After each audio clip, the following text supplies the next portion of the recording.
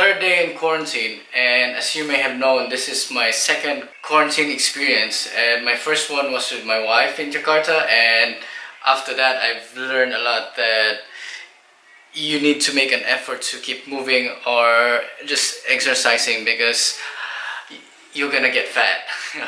I finished that quarantine and I've gained a few kgs, and now in order to prevent such things, I've decided to do 10,000 steps a day. And to help me with that, I had my phone track my every step since I woke up this morning, and it's already 11, and so far I did 700 steps, so not too bad, but kind of like 7%. So more stuff to do and more steps to go.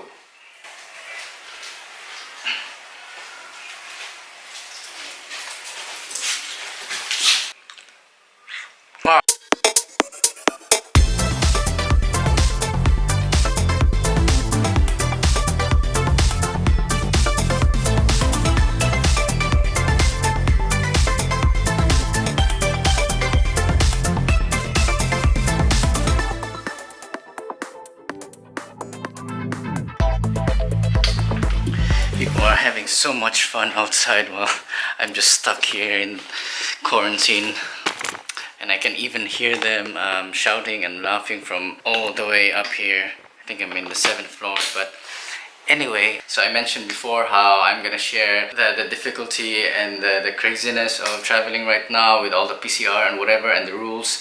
So instead of me telling you how it is, I'm just gonna put the link down below so you can just read it, because probably it's more up to date, and yeah, you can trust that more than me, because I wouldn't even trust me. So instead, I'm just gonna tell you a story of how I traveled from Jakarta to Manila with a ripped jeans. So the whole thing started when I was in Jakarta, well, probably way earlier, but I noticed it when I arrived in Jakarta airport, and I could feel this breeze coming from the bottom, and that was really weird, and I had to feel down there, and yeah, lo and behold, there was a rip, but it was just still tiny, a tiny one. So I had to walk in a certain way, like in an angle, probably like, you know, make sure that the rip doesn't go bigger, because can you imagine, like the rip will just go all around your leg, and then part of your pants would just fall off while you're walking. So fast forward a few hours later, and I arrived in Manila, and the whole plane was divided into two groups. One's for the OFW group and the other one's for the regular passengers group.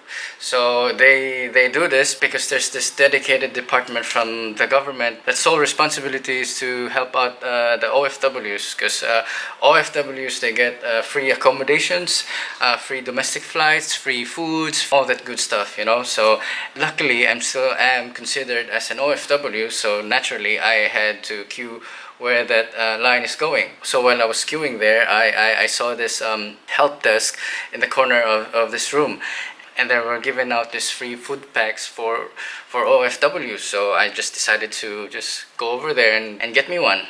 So there was this lady giving out the food packs, and I asked her, like, you know, if I can get one, and she just looked at me and probably was thinking like, who's this Chinaman trying to get some food?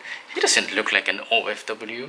So she told me if I could show her my OFW ID, and to which I respond, I left it in my bag. Can you give me a second and I'll just go grab it? And as soon as I turned my back, she just called out to me and said, "Oh, sir, you know what? It's fine. Yeah, you can just grab everything you need and anything you want. Like it's all right. You don't have to go and get it." So yeah, that's how I got my food. So now I can probably say that this is now my lucky pants, my lucky ripped pants.